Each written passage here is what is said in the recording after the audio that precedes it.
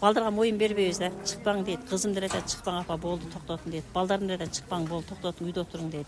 Кыйынчылык тарттык. Кээде балам айтып калат, апам сумкасын бекитип коюш керек болсо базарга кетип калат деп. Кыйла өмүрүбүз базарда өтүп атат.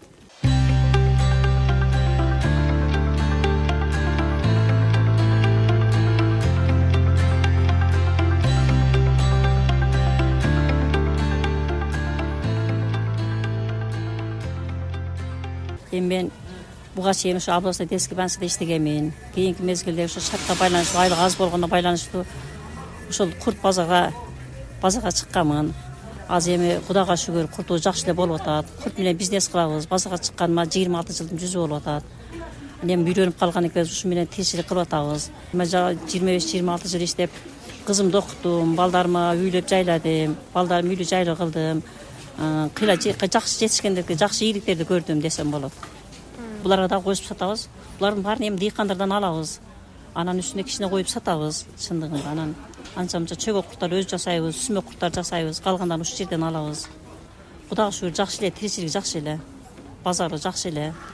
Чөгөк курттарды себеби мен фирманыкын албайм да, мисалы үчүн. Фирманыкын албайм, өзүм ушу кичине сүмөк барам, чөгөк барам, балдарды мен жасап коёмун.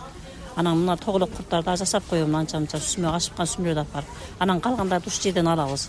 Эми биздин курт базарда чөгөк курт бар, сүмөк курт бар болот, эзме курт болот, калемпир аралашкан курттар болот. Анан алардын фигурасын ошо жасап келген фирмадагылар өздөрү коюп коюшат да. Станокко кандай форма койсо ошондой чыгарышат.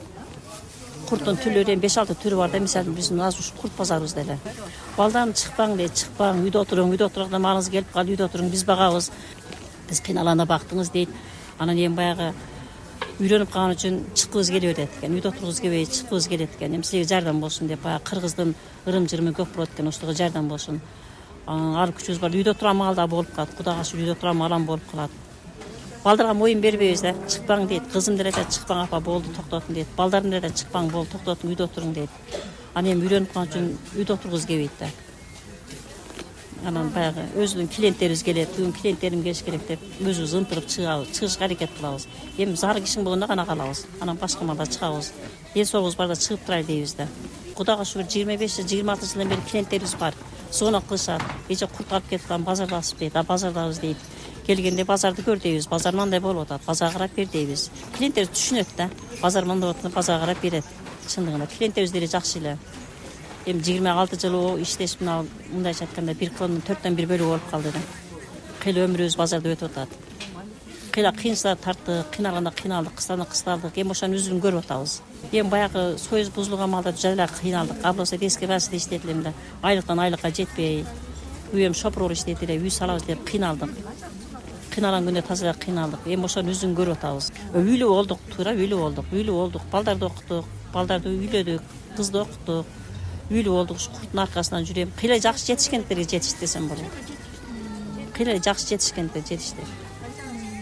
Пайдабызды айтсак, жок дегенде 1000 сом табабыз. Жок дегенде болбосо 700-800, болбогондо 400-500 чыгат да. Эми ошо тапкан пайдабызды балдарыбызга көтөрүп барабыз. Протасын көтөрөбүз, кийим кечесин көтөрөбүз. Эми балдарыбызга кичине жардам болсун дейбиз да.